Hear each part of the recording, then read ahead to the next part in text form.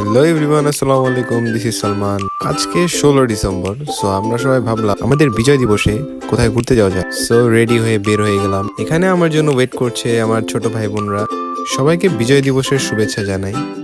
এক বাসার ছাদ থেকে শুরু করে রিস্কাওয়ালা মামার গাড়িতে পর্যন্ত আমাদের দেশের পতাকা দেখা যায়। সো আজ আমরা আসলাম সংসদ ভবনের কাছে।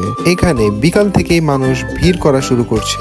1971 সালের মুক্তিযুদ্ধের মাধ্যমে লক্ষ লক্ষ শহীদদের প্রাণের বিনিময়ে আমরা এই দেশটি পাই। আমাদের এই দেশ 1971 সালে 16 ডিসেম্বর বিজয় লাভ করে। এর জন্যই আমরা এই বিজয় দিবসটা পালন করি।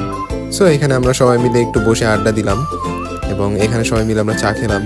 যখন এখানে আসলাম তখন দেখলাম এখানেও খুব ভিড়।